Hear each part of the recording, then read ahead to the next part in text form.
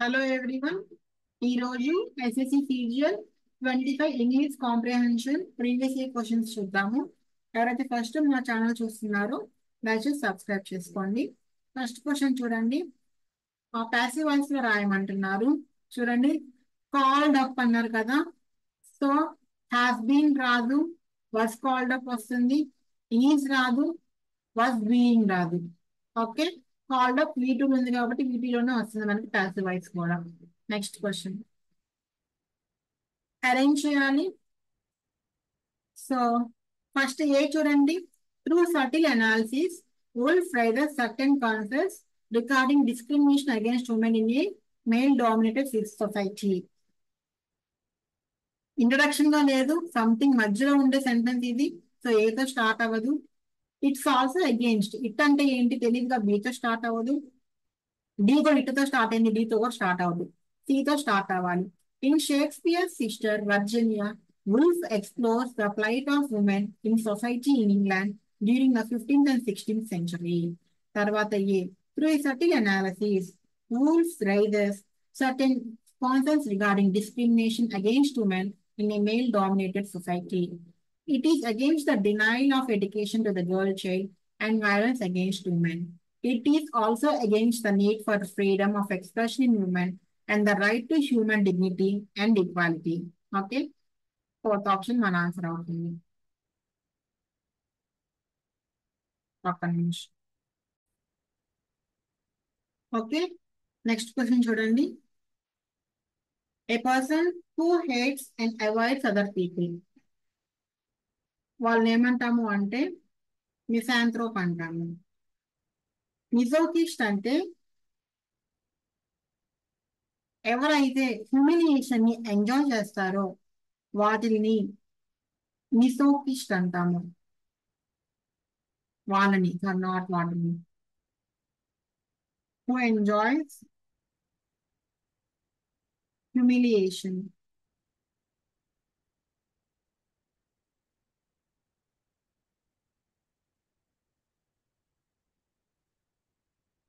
Pervert అంటే abnormal behaviour ఉన్న వాళ్ళని పర్వర్ట్ అంటాము.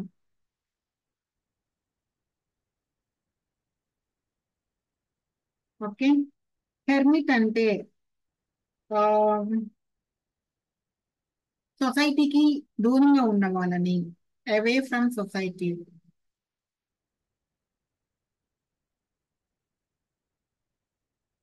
హెర్మిట్ అంటాము.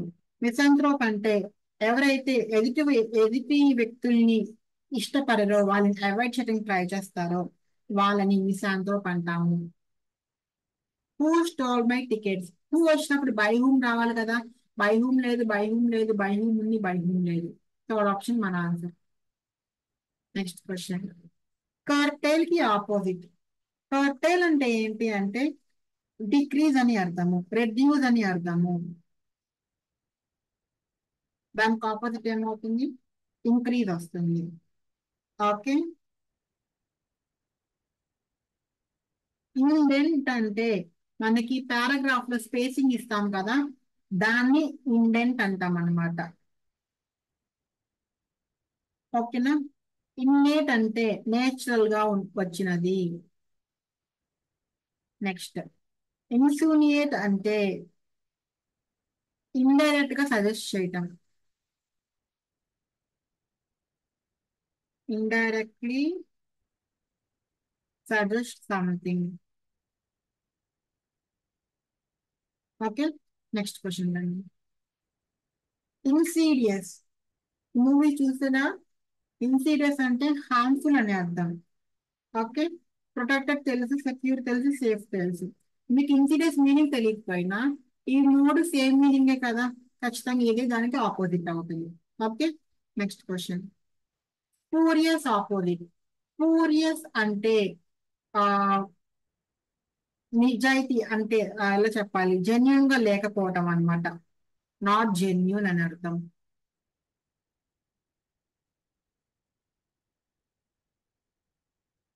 సో ఆపోజిట్ ఏమవుతుంది, అథెంటిక్ అవుతుంది.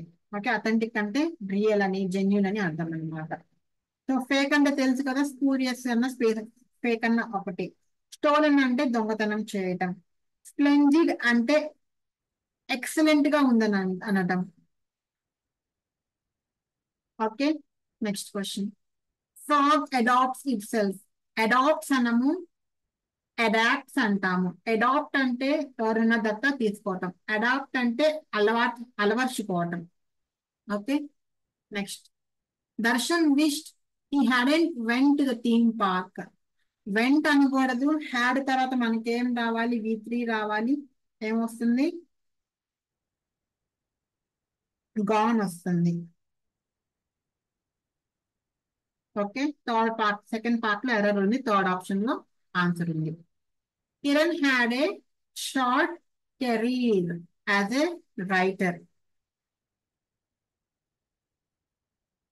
కేరస్ అంటే టు టచ్ జెంట్లీ.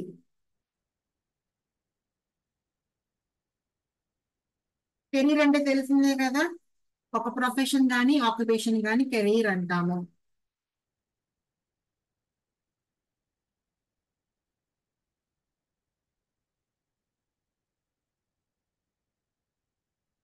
తర్వాత కేరర్ అంటే తెలిసిందే కదా, ఎవరైనా సిక్ అయిపోతే వాళ్ళ దగ్గర వాళ్ళని టేక్ కేర్, వాళ్ళని చూసుకునే వాళ్ళని కేరర్ అంటాం అన్నమాట.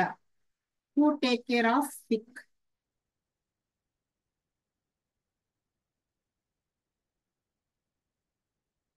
నెక్స్ట్, క్యారియర్ అంటే తెలిసిందే కదా, ట్రాన్స్పోర్ట్స్ కి ఉపయోగిస్తారు.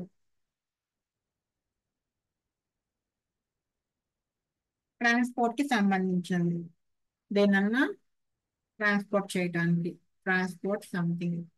Okay, next. A place where coins, medals and tokens are made. Mint అంటాము.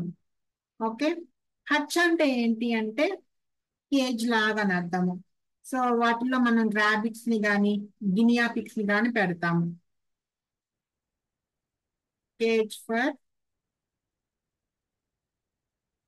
ర్యాబిట్స్,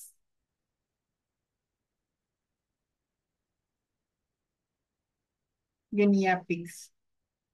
తర్వాత హంగర్ అంటే తెలుసు కదా, ఎయిర్ క్రాఫ్ట్ ని పెడతారు. తర్వాత monastery.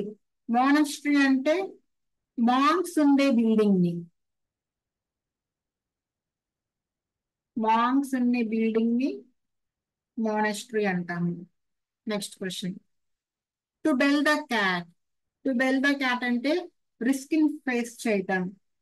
To bell the cat అంటే. Okay, next. We all should help each other. మనము ఈచ్ అదర్ అని ఎప్పుడు యూజ్ చేస్తామంటే 2 మెంబర్స్ ఉన్నప్పుడు ఈచ్ అదర్ యూజ్ చేస్తాము. హెల్ప్ వన్ అనదర్ అనేది correct option. Next. A lion is the. A line రావాలి, and line అని ఇచ్చారు. సో థర్డ్ ఆప్షన్ మన ఆన్సర్ అవుతుంది. ఏ లయన్ రావాలి. ఏ లయన్ కాదు, ద లయన్ వస్తుంది.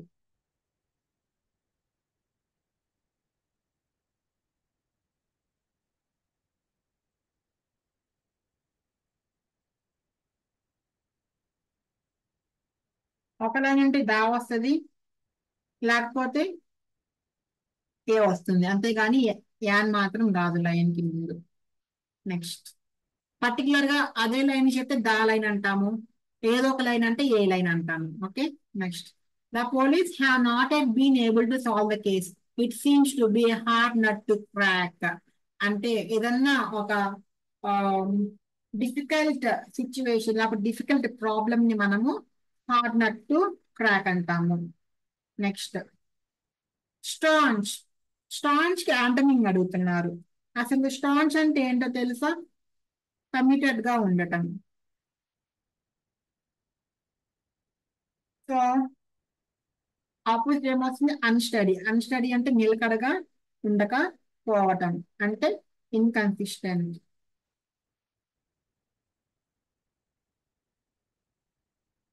ఓకే, రెజల్యూట్ అంటే తెలిసిందే కదా, రెజల్యూషన్, న్యూ ఇయర్ రెజల్యూషన్ అంటాం కదా, ఏమది? డిటర్మినేషన్. కేర్లెస్ తెలిసింది, కన్ఫ్యూజన్ కూడా మనకి తెలిసిందే, నాట్ క్లియర్ గా ఉండకపోవడం. తర్వాత ఇంప్లిమెంటేషన్ కరెక్ట్ స్పెల్లింగ్ ఏంటమ్మా? IMPLEMENTATION, implementation. Okay, next question. Abound. Abound అంటే ఫ్లరిష్ అని అర్థము. ఓకే, అంటే ఎక్కువ మోతాదులో ఉన్నప్పుడు వాటిని అబౌండ్ అంటాము. సో ఫ్లరిష్ కూడా అంతే, మనకి ఏదొచ్చినా అబండెంట్ గా రావటాన్ని ఫ్లరిష్ అంటాము.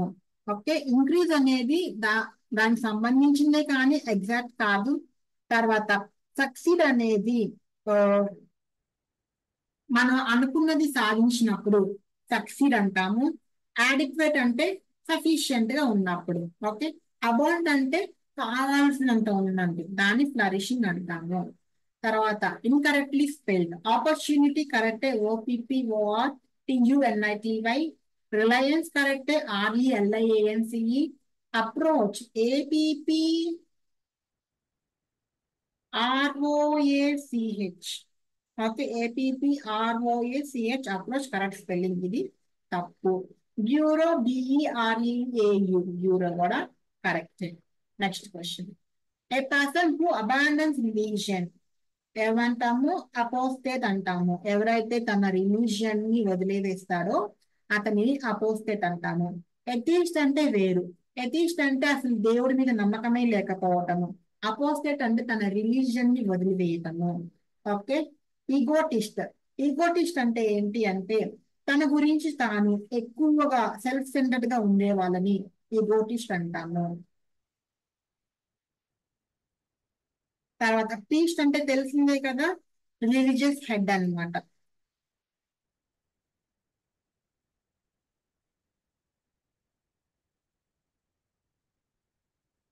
ఓకే, ఈ ఎథీస్ట్ ఏమో గాడ్ ఎగ్జిస్టెన్స్ మీద నమ్మకం ఉండదు.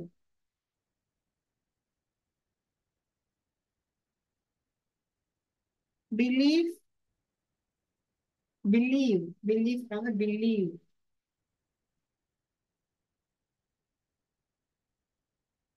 Believe that there is no existence of God.